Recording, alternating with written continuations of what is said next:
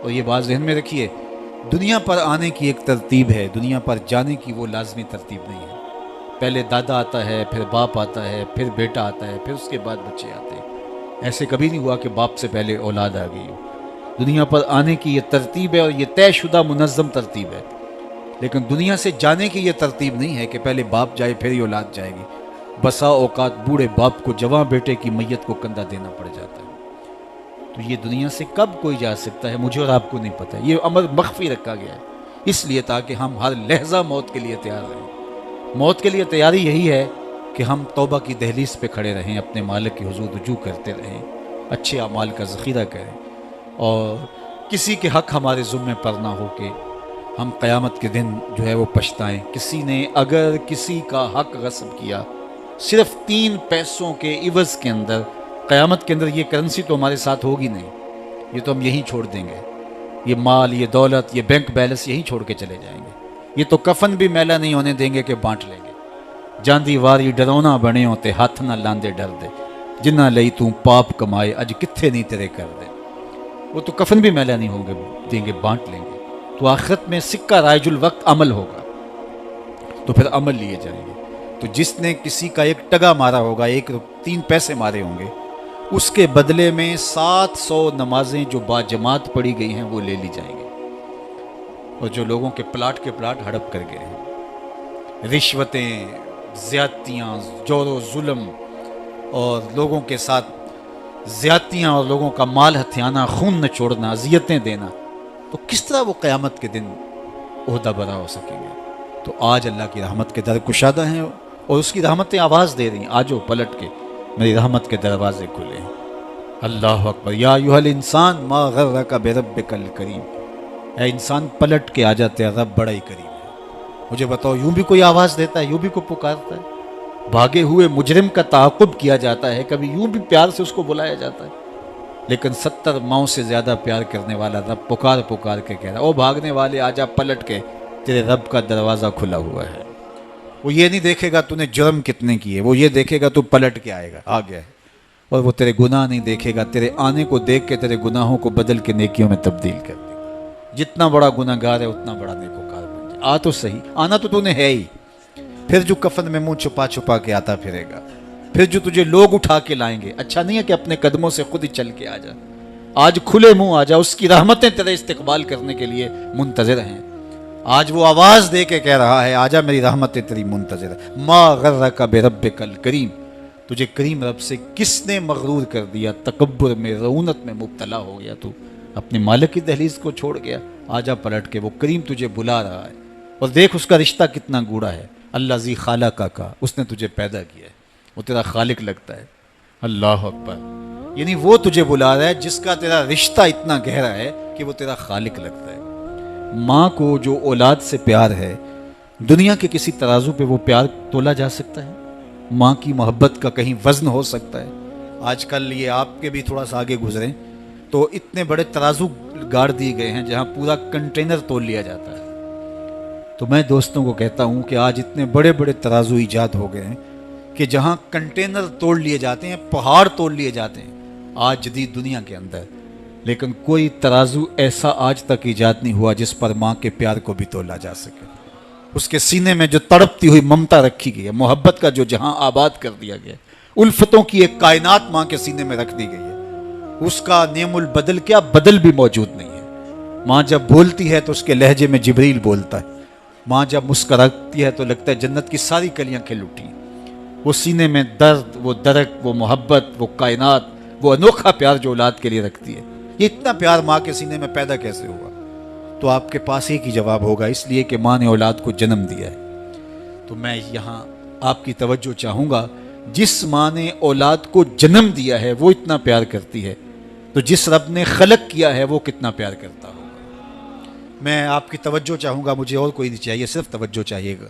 सिर्फ नज़ारे के लिए जुम्बश मिजगा भी भार है, नरगिस की आंख से तुझे देखा करे कोई।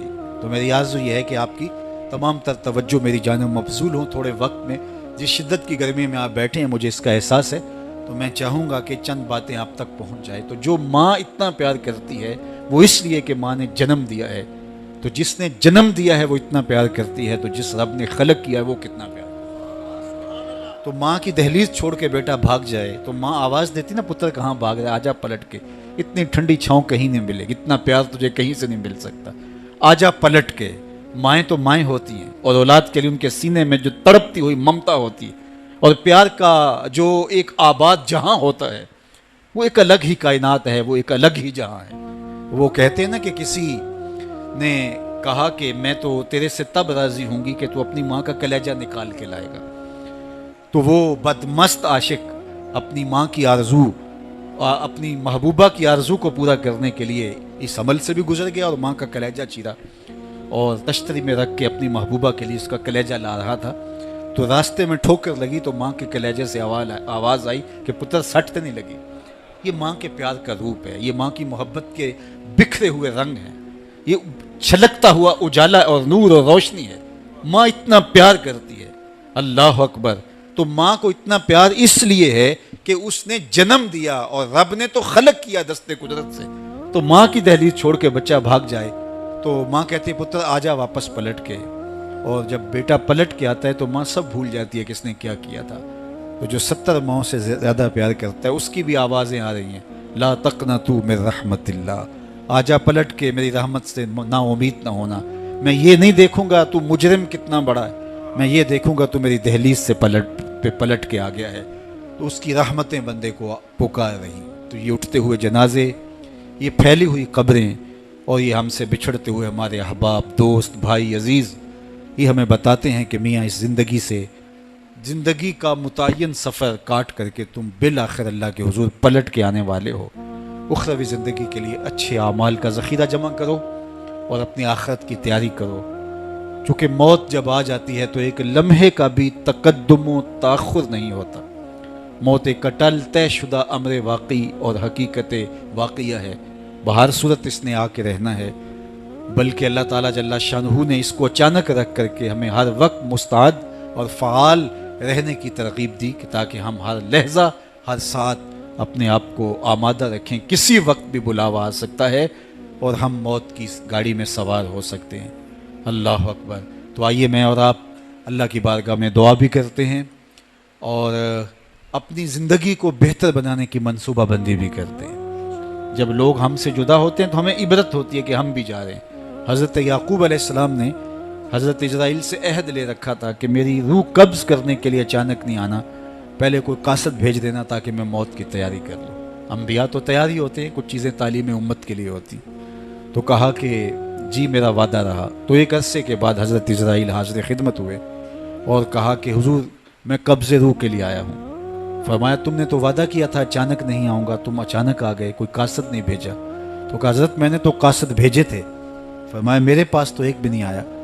अर्ज़ की हुजूर आपके सामने कितने लोगों की मौत वाक़या हुई, ये मेरा कासद नहीं था तो और क्या था। आपकी दाढ़ी में सफ़ेद बाल आ गए, ये मेरा कासद नहीं था तो और क्या था। जब कमर में खम आने लगे, जब आज़ा मुदमहिल होने लगे, जब चलते हुए ठोकने लगे, जब ज़ुबान में लुकनत आने लगे, जब याददाश्त खोने लगे, जब बालों में चांदी उतरने लगे, जब इंसान के आज़ा जवाब देने लगे, तो समझो ये पैगाम मौत आ गया है। अल्लाह अकबर। हज़रत उमर रज़ी अल्लाह ताला अन्हु दरबार में बैठे थे तो एक साहब आया और उसने कहा कि या उमर ला तंसा मौतक, उमर अपनी मौत को नहीं भूलना। और यूं कांपने लगे हज़रत उमर जैसे बेद की शाख कांपती है। और उससे कहा कि रोज़ आके मुझे तज़कीर कर जाया कर। वो रोज़ आता है, भरे दरबार में खड़ा होकर कहता है उमर अपनी मौत को नहीं भूलना। एक दिन आया, आपने उसको कहा मियाँ आज के बाद नहीं आना। कोई और शख्स आने लगा, फरमाया नहीं। तज़कीर मौत की ज़रूरत नहीं रही, फरमाया नहीं। मुझसे कोई गुस्ताखी होगी, फरमाया नहीं। तो फिर मुझे छुट्टी क्यों दी जा रही है। तो हज़रत उमर रोए और यूं दाढ़ी पे हाथ रखा और एक बाल अलग करके कहा ये देख मेरी दाढ़ी में सफ़ेद बाल आ गया, अब ये मुझे चैन से नहीं बैठने देगा। हमारी तो पूरी दाढ़ी भी सफ़ेद हो जाए ना। मियाँ साहब ने कहा हड्डियाँ खड़कन, हड्डियाँ कंबन गोडे खड़कन ते उड़ गया लक तेरा, अजे भी बदियों बाज ना आयो जियो मरद दलेरा, फमा अस्बरहुम अलन नार। अल्लाह कुरान में फरमाता कितना हौसला है लोगों का आग पर, कितनी डटाई के साथ कह देते हैं ये जहां मिठा गिला किसने डिठा। कब्रिस्तानों में जाके देखो किस किसने देखा है आखिर वाला जहां। हज़रत सैयदना गौस आज़म शेख अब्दुल कादिर अल जीलानी अलैहि रहमा व रिदवान फरमाते, जाओ कब्रिस्तानों में जाकर देखो कैसे कैसे हसीनों की मट्टी ख़राब हो रही है। जो बदन पे चुटकी मट्टी नहीं पड़ने देते थे, आज उनके कफन भी तार तार हो गए। खैर कुने फलां व गनीमत शुमार उम्र, जां बेशतर के बांग बरायत के फलां नमाज। तूने भी चले जाना है, यहाँ बैठ नहीं रहना। ये उठते हुए जनाजे तुझे इबरत देते हैं, ये फैली हुई कब्रें तुम्हें बताती हैं कि मियाँ तुम भी इसी मिट्टी का रिस्क बनने वाले हो, तुम ही यही चादर ओढ़ के सोने वाले हो। तुम दो लिबास के दो कपड़ों के अंदर, दो सफ़ेद चादरों के अंदर मलबू। कहाँ गई वो पोशाकें, कहाँ गए वो ब्रांड, कहाँ गए वो तुम्हारे कीमती बेड, और कहाँ गए एसी लगे माहौल से आरास्ता कमरे। अमीर है या गरीब है वो 2 गज जमीन, और वही मट्टी का ओढ़ना, मट्टी का बिछोना, वही 2 गज कफन, वही कुल कायनात।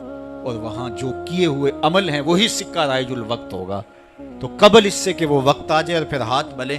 फलां चीख चीख के कहता था, मुझे उसकी बात सुन लेनी चाहिए थी। फलां पुकार पुकार के कहता था, उसकी आवाज पे कान धरना चाहिए था। फलां उठता हुआ जनाजा मुझे इबरत दे देता।